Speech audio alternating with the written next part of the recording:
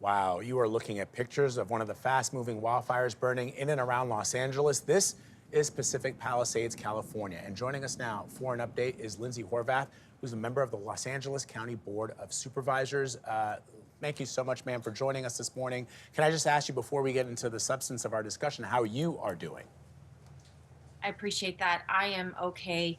I'm just heartbroken, though, for my constituents who are really struggling through this fire. And I am, just praying for those who are on the front lines doing all that they can to fight it. So, Supervisor, we heard earlier from a fire captain in the show who said that the worst of the wind and the fire came overnight. What are the latest developments as daylight starts to creep in on Los Angeles? Yes, we had predicted that the worst of the winds were from 10 p.m. last night to about this time this morning. So our teams are out there doing assessment and continuing to fight this fire and bring everything that we can to it. We went into unified command on this Palisades fire within 2 hours, and that means the city, the county, and the state are all working together. We also brought in federal resources, so all resources are dedicated to fighting this fire and making sure that we're doing all that we can to keep people safe. We've had evacuation orders underway. There are thousands of acres that are burning in the Palisades fire alone.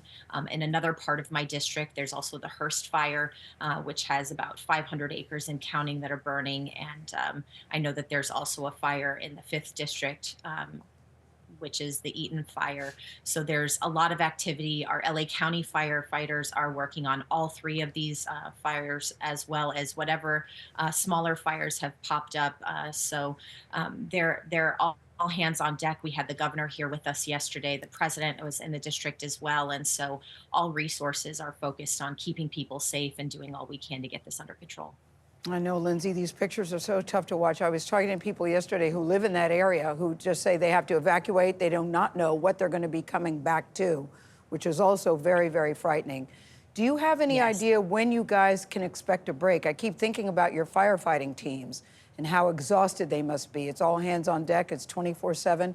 Have you been told that, we expect to get a break, the winds are dying down, things are improving? Do you have any of that kind of information as we sit here this morning? I realize it's a very fluid situation.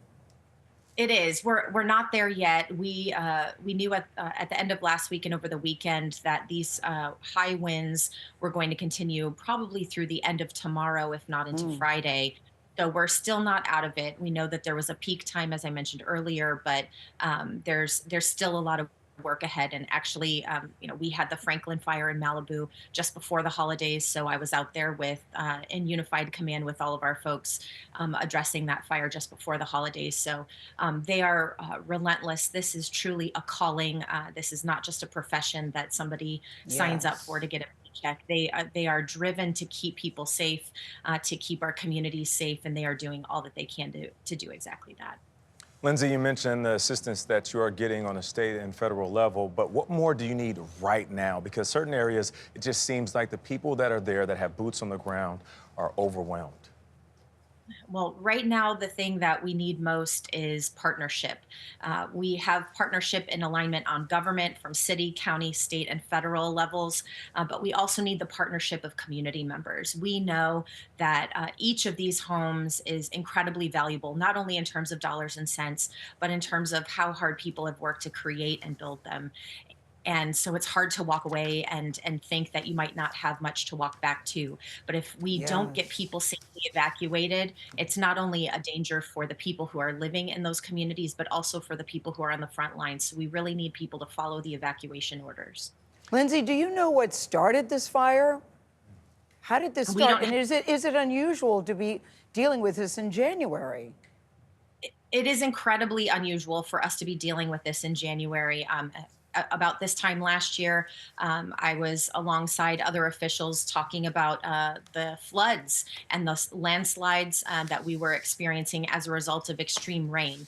And so this is incredibly unusual. That we know that climate change has impacted our region. I knew coming into this office a couple of years ago, I was advised that this is the most disaster-prone district of any county in the entire country. And so as I said, last year we had Topanga Canyon closure from a landslide resulting from the rains, and now we have these fires where we had to evacuate Topanga Canyon entirely overnight. So we are all hands on deck to keep people safe. We do emergency preparedness drills throughout the year to keep people informed at a time where they're not in a state of emergency. But we know that sometimes that information just doesn't get through to them until a moment like this. And so we're doing all we can to keep people informed and keep them safe. Hopefully people are getting out and being safe, and the people that are fighting the fire are also safe as well. Lindsey Horvath, thank Yes. you.